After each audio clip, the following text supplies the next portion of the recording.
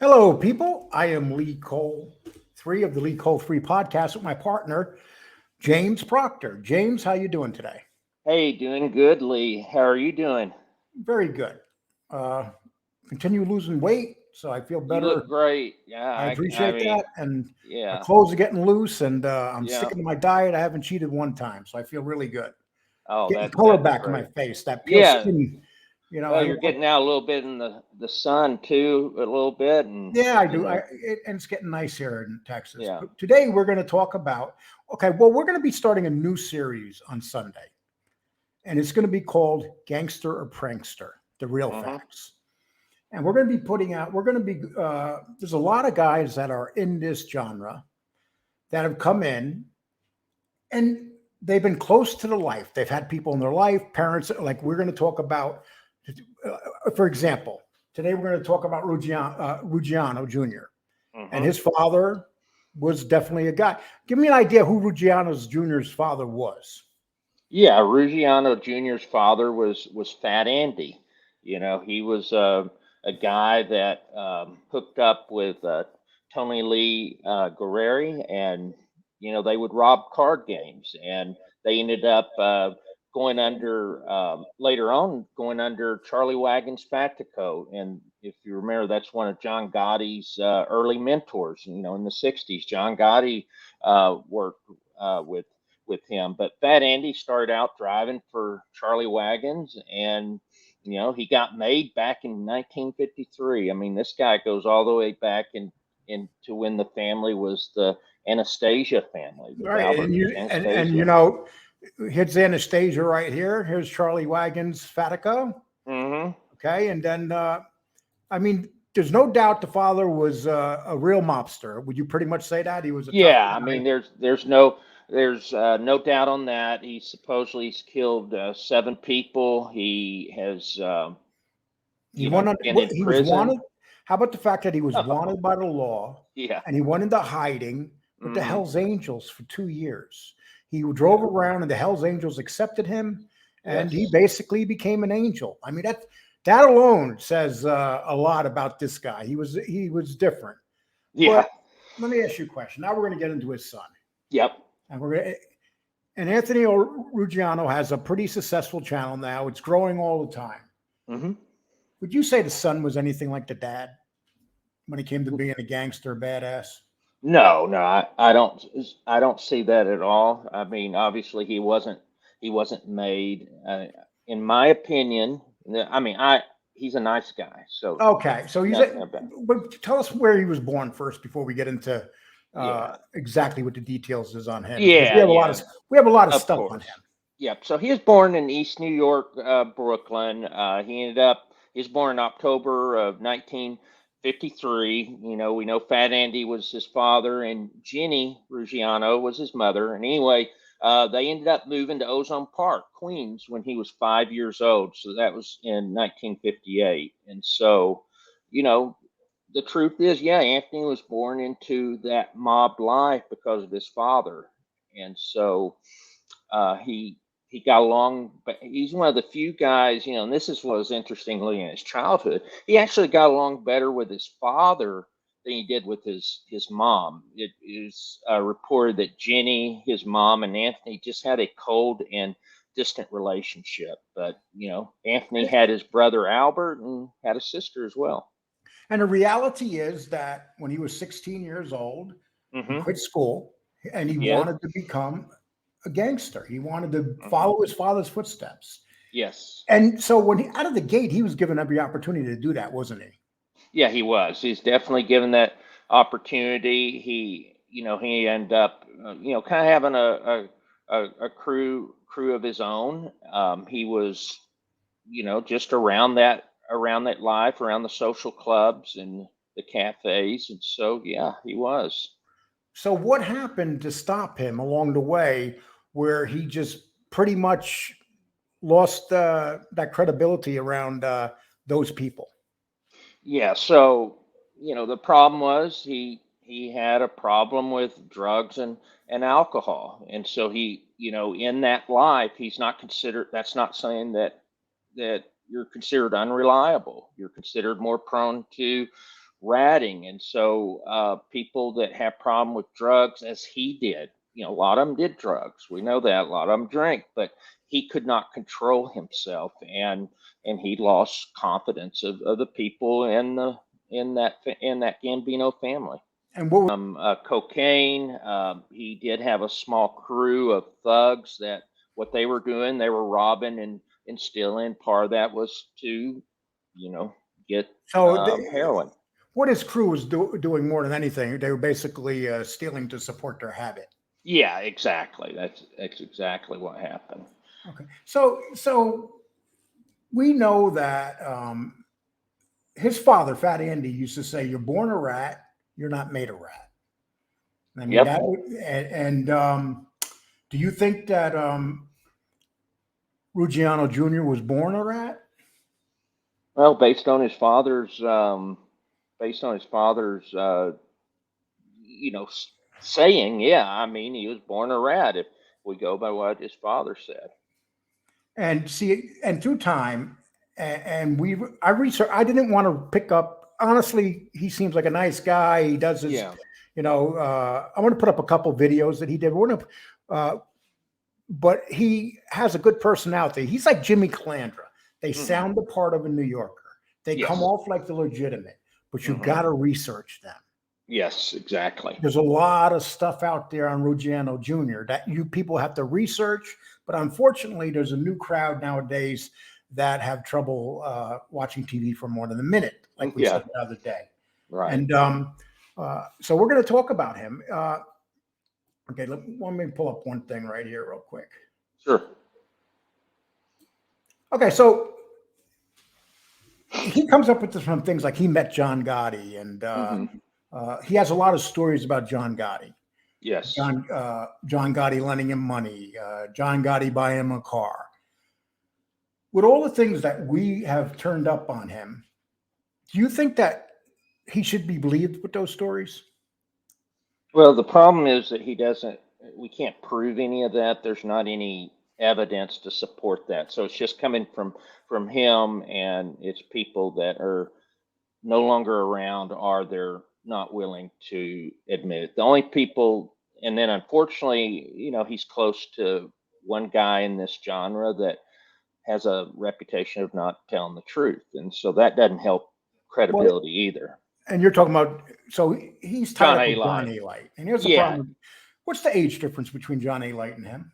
Yeah, it's 9 years. A. Light was born in 1962, and, Anthony is born in 1953. So, and Anthony is basically vowing, he's trying to say that A. Light's the real deal, but here's the problem. He used baseball to put them together. Right. Where's the evidence? Where's the proof when you're that far apart in age? Yeah, that's what doesn't make sense. If they play baseball together, it's that I just don't see that happening. And then there was something to do that the families were together. One of them was a coach, maybe as his brother, Anthony's older brother was, but there's no evidence of that. It's a lot of stuff that we can't substantiate, unfortunately, to support his story. Then you have Ruggiano saying that he was an athlete in school, but the problem was he also says that when he was 16, he quit school. Yeah, exactly. So was he an athlete up until he was 16? I mean, he quit school. I mean, yeah, it doesn't sound like he had a lot going on good for him, or he would have continued in school. He just wanted to be a gangster. And so to me, if that's what he wanted to be, and it doesn't sound like he spent much time with athletics or any of that. Now, I'm going to play one. We have two things with him. One, he was involved with a murder, and we're going to talk about him coming forward and becoming, basically flipping and turning on a lot of people. We're going to talk about evidence of what type of witness he was. See, people seem that when these guys come on here and talk about being witnesses, go back and see how good of a witness they were. Okay, but he was involved with a murder. And I'm going to put up the video. This is a short that I did and put it up a while back. Yeah.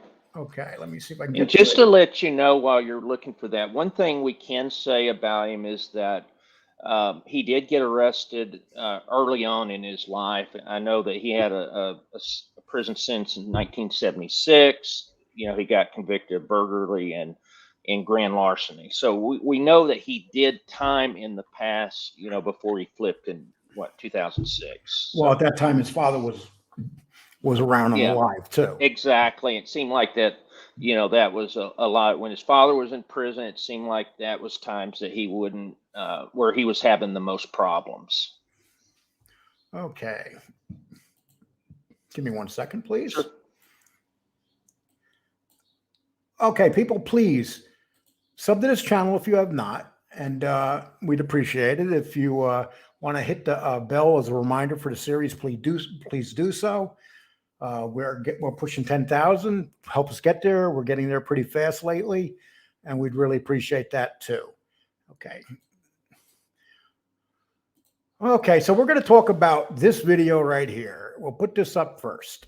Sure. I took him to Cafe Liberty, and he was, you know, thinking that he was going to come there and hear about a score. And I took him into Cafe Liberty, and that's where he was shot. Okay, and the shooter was actually Dominic Pizzonia? Right, Skinny Dom at the time, right? He wasn't straightened out yet. He was proposed to, like me. He was a proposed member of the Gambino family, and we took him in, and Tony Lee and I took him out into the garden because Tony Lee had a big garden out in the backyard. So we took him out there. Tony Lee picked some tomato plants and put them in a paper bag for him and handed him the paper bag. And then as we walked back in, Tony Lee just grabbed him by the arm and said, "Wait, I want to talk to you." And I kept on walking straight to the front. When I got straight to the club, I gave Dominic the nod, and Dominic grabbed the pistol and he went back there and he shot him. I took him to Cafe. Okay. So why don't you explain that a little more thoroughly to us? Who it was that he shot and stuff like that? Yeah. So here's what happened. So Cafe Liberty, by the way, that was just that was a place that was Skinny Dom's Pizzonia's place. And anyway, you know, at this time, Fat Andy was away for racketeering, and so Frank Boccia is the victim. He's the one that got killed. And anyway, what had happened was that he was living with, you know, he was married, and he lived in the same building with Ruggiano's mother. And so they ended up getting in a disagreement. Supposedly, Frank was upset, I guess, something to do with their baby's baptism, expected her to do something. But anyway, they got in a big argument, and you know, depending on the story, he either pushed her down. Talking about Ruggiano's, so this is Anthony Ruggiano Jr.'s mother, and this is who is also Fat Andy's wife. So just make sure everyone understands that. But anyway, so they said he either pushed her down the stairs or punched her. And so, you know, the family was upset about it. Well, Fat Andy was in jail. It got to Fat Andy in jail. So yes, what exactly. happened at that point when it got to Fat Andy? Yeah. So he was in jail. They talked to him. And anyway, it went to John Gotti. So this is in June of 1988 when all this went down. And so John Gotti said, yeah, you have permission to take this guy out. And so Anthony lured Boccia to the Cafe Liberty. So they said, "Oh well, we got this score. You know, we're going to make some money." So it was all a setup. And so they go to the restaurant, and so Skinny Dom is there, and he has a gun hidden away. Also, there's a guy named Bobby Glasses Vernese that was there, and Charles Corniglia. And so anyway, Dominic Pizzonia grabs a gun while they're in the back, and they're talking about where Bobby Glass is getting a bag of tomatoes or something, picking them up. Well, Tony Lee it was Tony Lee giving them to him from his gun. I'm sorry, Tony Lee. Okay.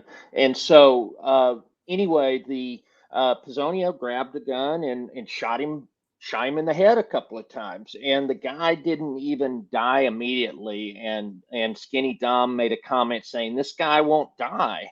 and used some expletives. But anyway, he ended up shooting him a couple of more times in the head. They finally he died, and so they took his body on a boat. They slashed him up. They weighted him down. They dumped him into the Atlantic Ocean. Never could find his body. Okay, I'm going to pull something else up in a minute. So,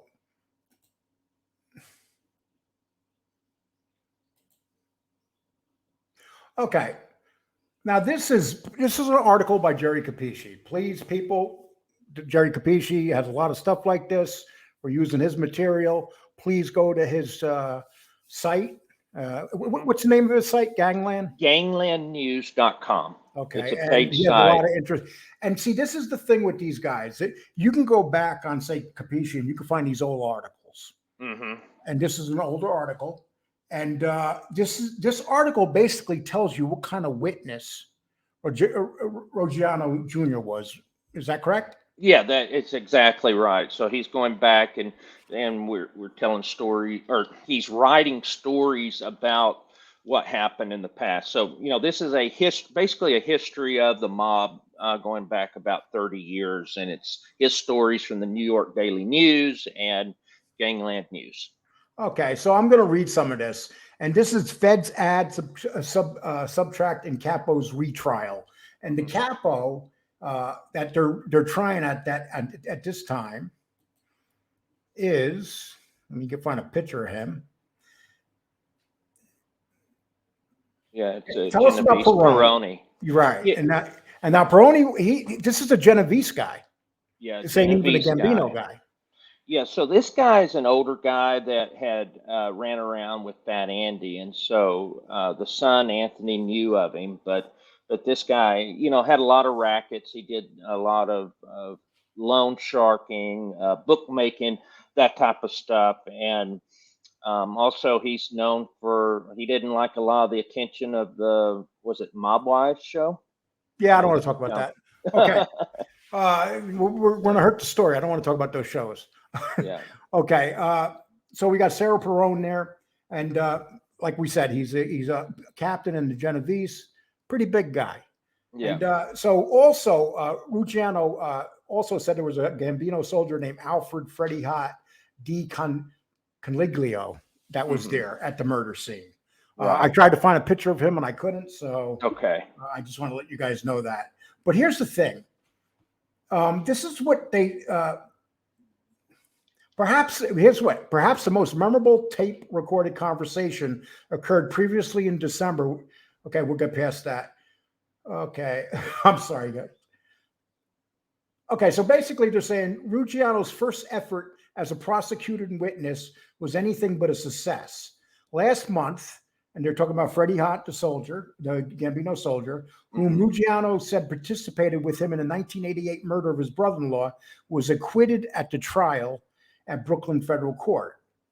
Manhattan prosecutors, as well as Perone and his defense team, should find out soon enough if addition of Ruggiano and the subtraction of Buscemi is a plus or minus from their perspective. The jury is slated, and this is during the trial. So here's what happened. It turned out that he was lying about other stuff, huh? That the feds even started covering up for this guy. Right. Okay, so so Ruggiano testified he was unsure whether his father was present. So this guy's actually putting himself in murders that his father talked to him about. Right. Okay, and explain to us some of the other stuff that he was doing.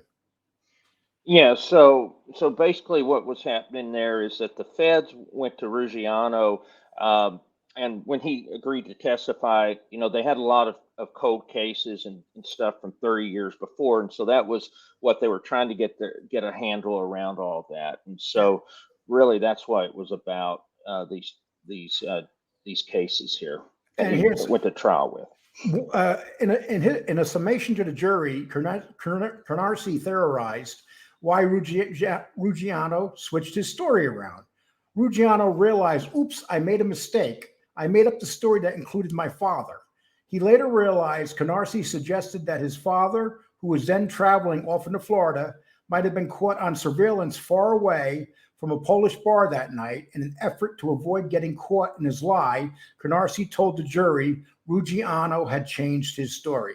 So basically, the son put his father somewhere, and the son changed his story once he realized that the feds might have, or the feds might have him someplace else. Right, exactly.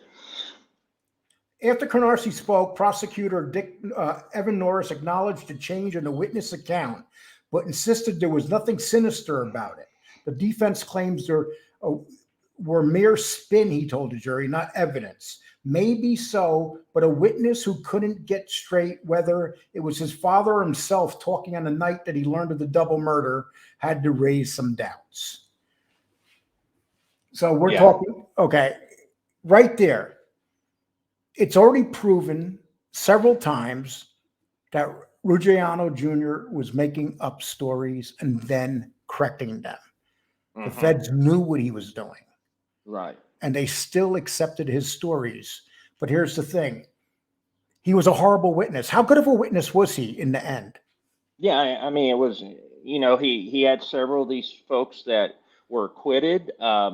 You know, he came across very bad because they were able to prove also in Ruggiano that he had stolen a necklace from his wife. He had hawked his son's jewelry. He had swiped cash donations made by guests at his grandmother's wake to support a drug habit. And so it really did not help his credibility. And then even on the murder that he was involved with, he didn't, Skinny Dom, it wasn't actually the murder that he got convicted of.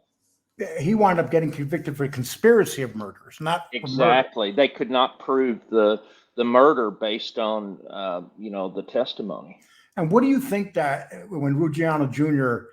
is, so you got Dom still alive, Pizzonia, he's out. Yeah, he got out November 15th of 2019. Yes, and here you have this guy still telling these stories.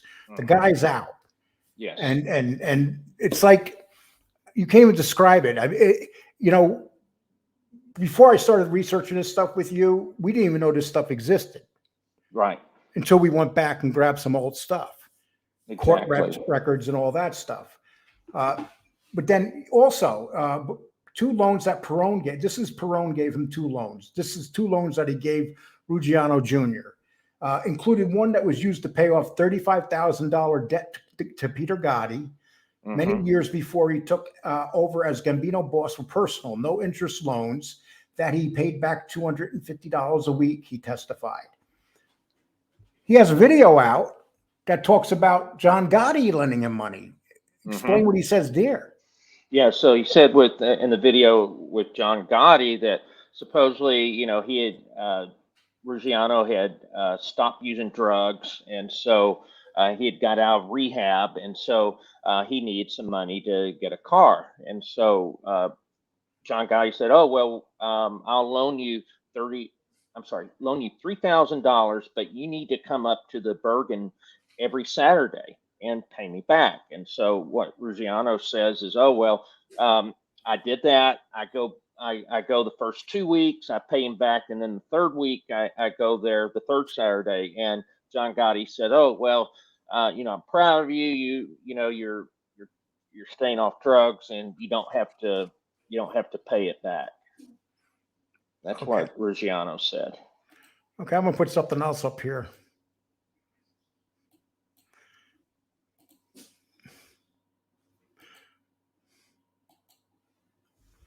Okay, this is another video, and the reason I'm playing these videos because this video right here got us a lot of views. I mean, like 30,000 views. Yeah.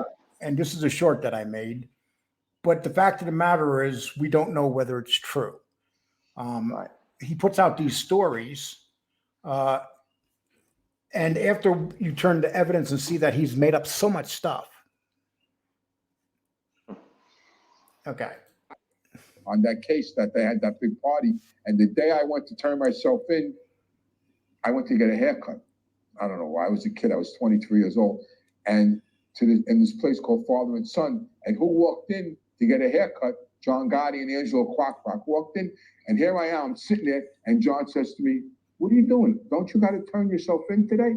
I said, yeah, this afternoon. He goes, what are you doing here? I said, I'm getting a hair. He goes, get out of here and go home to your wife. What, you crazy getting a haircut? And, you know, they were laughing. He paid for my haircut. But he was always, you know, so out of respect for my father. And I think he always liked the fact that I was a convict. I think he always liked the fact that even though I was Fat Andy's son, I was getting pinched. I was in the street. I was working in crap games that he would come to. I was writing numbers. You know, like I was in the mix. I was in the, you know, I was in the street. You know, right. And I think he liked. Okay, so what do you think? Do you think that John Gotti had that amount of respect for him? Well, understand this would have been in 1976. You know, that's when we know that he went to prison. Talking about Anthony, but also this was about the time that John Gotti was he was going through his own attempt, you know, his own legal problems, and believe he ended up maybe going to jail for a few years around that same time. So with the timeline, I don't know if it's true or not. We can't prove it, but you know, we know at that time John Gotti was not a boss yet, so. Yeah, who knows? I mean, but there's no one to substantiate the story. Okay, and this I want to put up because this is Boccia's sister. Yes. And she talks about, and she was very mad at sentencing. And I'm going to explain to you why she was mad at sentencing. Okay, it says a mob rat was sentenced Thursday to time served. He spent 3 days in prison for the 1988 rub out of brother-in-law that was sanctioned by the late Gambino boss John Gotti. Did you hear that? He spent 3 days in for that murder. 3 days, yeah. Amazing. And it says Ruggiano Jr., 61, was rewarded for his testimony against capos Dominic Skinny Dom, Bobby Glasses Vernas, and hitman Charles Corneglia that helped the Fed solve a murder of an unsolved gangland killing. Okay, but here's what bothered the sister more than anything. The judge felt horrible that he could not give this guy time. He said the agreement was done already with the feds, so pretty much he cannot get time for this murder. He absolutely did 3 days. Not even like did they give him a little time, even though he was a bad witness. Yeah. And you know what even amazes me is that whenever the feds come back and say that he was a great witness, we show evidence that he wasn't. He was mediocre at best. And it just amazed me that, yeah, he's one of the best informants that are cooperating witnesses that we've ever had. And he was responsible for a downfall of all this mafia stuff, and it's not true. They say that. Yeah, how many times have we done these stories where they say, "Oh, yeah, this was the best cooperator ever"? You know, we hear it with just about all of them. And he was right there at the same level as John A. Light as a witness. Yeah, and we know about A. Light. He wasn't believable. And you know, this guy lives off the murder of he talks about the murder of his brother-in-law, but the fact of the matter is he didn't pull the gun, the trigger. He was at the scene. And then he said he became a witness. Why did he become a witness, did he say? Yeah, so I got a quote on that. This is pretty wild. He said, "I wasn't going to spend the rest of my life in prison. I just couldn't live like that anymore." Okay, here's the question, James. Yeah. Did any of those guys involved with that murder go to jail for the rest of their life? Well, Skinny Dom got a few years. None of them. No. None of them. He wasn't going to go to. He wasn't even the guy to pull the trigger. Right. Was he looking at time? They had to convict him. He could, with his testimony about the murder, they couldn't convict the people that did it. Yeah, and honestly, what happened with Skinny Dom, he got more where he got caught was more on and even that wasn't murder, was the two the Bonnie and Clyde team. Yeah, and so there were a couple charges. that they questioned Ruggiano about, and he couldn't answer. Like he was charged with some gambling stuff, and he couldn't even give the charges were there by the feds. Right. He couldn't even give the correct answer to the feds about the charges that they were talking about. He kept getting it wrong.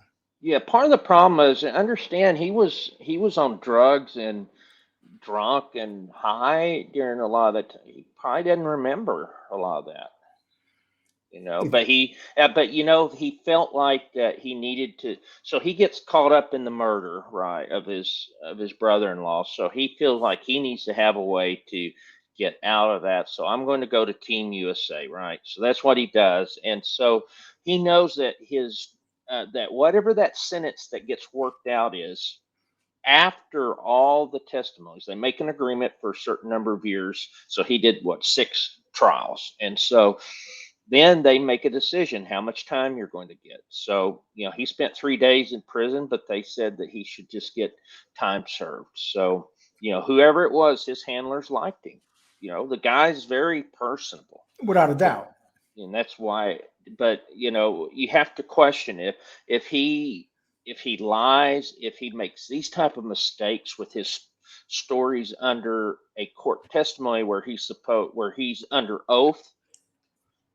What about the rest of his stories that he says on his YouTube channel? And listen, we have no problem with a guy out here hustling people because people, and they're telling their fake stories and stuff. If people want to give them money, if they want to believe them, go right ahead, believe them. But also believe that this guy, if he does not even know, if he cannot even talk about 2 of the charges that he was charged with by the FBI, if he doesn't even really know much about them, maybe he wasn't looking at a lot of time. No, maybe 10 years. Mm-hmm. And he wasn't looking at a bunch of time, like he says, the rest of his life. So, James, what would you say? Is Anthony Ruggiano Jr. a gangster or a prankster? Prankster. What about you? I say a prankster with a slight dash of gangster. If I got to say 1 to 10, I'll give him a 2. Yeah. I mean, I think he was involved some with his, doing some burglaries and lunch. I just think everything was around drugs. He had a few friends that he knew people. He hung around. Maybe, when you talk about hang around guy, maybe that would be a description of him. But it seems like he was kind of chased from that too because of the drugs. So do you think Sammy got it wrong that the true hang around guy was Ruggiano Jr.? Yeah, maybe he got him mixed up or something. Yeah, that's what it sounds like. And yeah. Listen, we're not trying to be hard on the guy, but facts are facts. There's a lot of people, now he's getting popular. His shows are being watched, but people aren't going to call him out. And that's what our job is. Yeah. And you guys decide. You guys, right underneath this, do you think he's a gangster or a prankster? That's what it comes down to. Yeah, I'd love to hear what everyone has to say about him. I know we learned a lot. We didn't, a lot of this stuff was deep in these documents from a decade or more, 15 years ago. So, and we're hearing from the feds. We're hearing from the feds what a great witness he was, and actually, he was a horrible witness. Mm-hmm. Yeah, there were a lot of acquittals all over the place when he appeared on stand. Right, and that's what makes the whole process. It has a lot of issues. I mean, the good thing is, as far as we know, he hadn't committed any more crimes since he's gotten out. I mean, he's supposedly helping people with addiction issues. I don't know the truth on all that. I mean, I know that I do believe he's probably helping people, but he's still on here not talking about exactly what he did, exactly what type of witness he was. You're saying you were involved with a murder that you did 3 days on. Mm-hmm. So the family has a right to be angry about that. Yeah, I definitely agree with that. And, and the body disappeared. I mean, never to be found again. Right.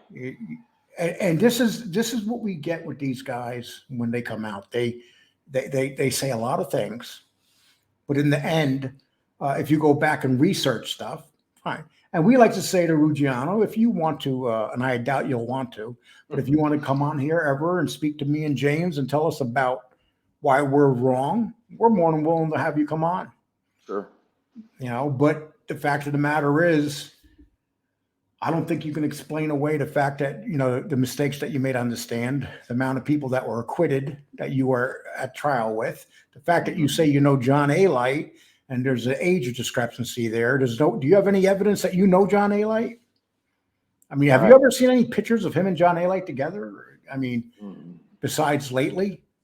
Yeah, the only thing I just know that with A. Light that he's made. I just know that he's made arrangements with people. Not saying he did with him, but they would shout each other out and do that to try to help each other's channels grow and so forth. That happened with Sammy Gravano and him. So he gave Sammy money when Sammy got out and didn't have no money. He threw him a couple thousand, and he got shouted out. That's how these guys do it. Yeah, they're pulling a wool over us as the public. The eyes. They're pulling the wool over our eyes. So. And once again, all these guys have interesting lives. They can come on here and they can give their interesting stories, and they would still be watched, but they always want to be more than what they are. Would you say that's safe? Yeah, yeah, exactly. I mean, that's what we see over and over again, and there's no need for it. I mean, there's people want to hear this stuff, and unfortunately, a lot of people now don't care about history. They don't really, they don't check. We try to. We're not trying to run anyone down. We're just trying to put the facts as we know out there, and you guys make the decision. We actually found them kind of entertaining. We were going to go in another way with this show until we read the documents and until we read the stuff from the past. And at that moment, it was like, wait a minute. And that's why we took a couple extra days to do the show, just so we get it right. And that's the one thing Angel Gotti kept telling me. This guy's not who he says he is. I mean, he made up stories, one about Angel Gotti's husband getting run out of town. Yeah. No evidence whatsoever. That's just something that he said on a show. Buying buying him the car and all this stuff. How do we know any of this is true if he's not if he's not honest on the stand? Yeah, I agree with you. So yeah, it brings a lot of questions. I wasn't sure what I was going to expect from this. I had kind of given him the benefit of the doubt. I still think he's personable and all that, but it kind of opened up my eyes to the guy once we went. I believe that they had no problem releasing him because they know he's harmless. Yeah, I agree with you. I didn't see him going back out and committing crime. You don't hear much about beatings or any. He wasn't arrested for any physical type of dealings with anybody. He was arrested and forced. Well, he'll say forced, but the feds forced him to rap because he afraid he was going to do life. Yeah, he did. He said he wasn't going to do it. Well, yeah, I got an idea. Go to trial and see if you're going to do life. And then after trial, make a deal.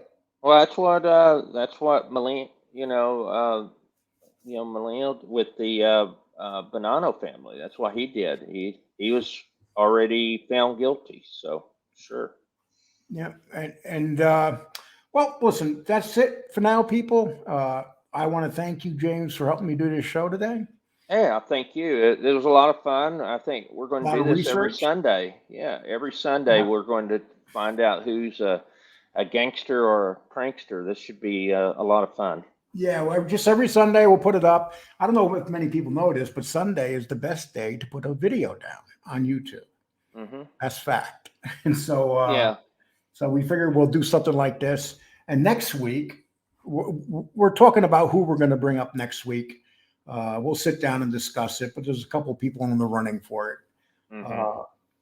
Besides that, James, thanks a lot. Yeah, thank you for all the research you've done, and of course. And the stuff that you sent me was awesome. Thank you. Anything you'd like to say before we leave?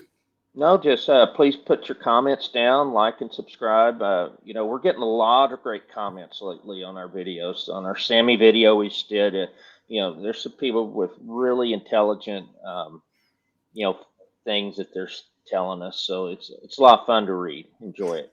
And on the 30th this month, we have we're not going to say who it is, but we have a very interesting interview coming up, and Yes. we're working on others, but we're Mhm. really look forward to that. And we're trying to segue into not just the mob community, but into true crime, Yeah. into stuff like that. We don't want to just stay into the mob stuff. Right. Yeah, we got really good response on the Chad Marks video or interview we did. You know, a lot of the prison type stuff. It, you know, a lot of people like that, and it seems to tie together somehow: mafia, crime, and prison. And we got 60 new subs right off the Chad Marks Yes. interview, and that's what I would tell people that have that their own channels. Don't be afraid to go into other areas and interview people. Yeah, it was great. The only time you don't really pick up anything is if you go interview actors. You know, they don't seem to be. A lot of them don't have their own YouTube channels and stuff. Right. I'm sure if they did, they'd be a different story. Right. Yeah, and they don't necessarily promote it either. You're going through an agent, and it's just about them, coming on. Okay, my man. James, All take right. care. Thank you very Thank much. you. Thanks, everyone.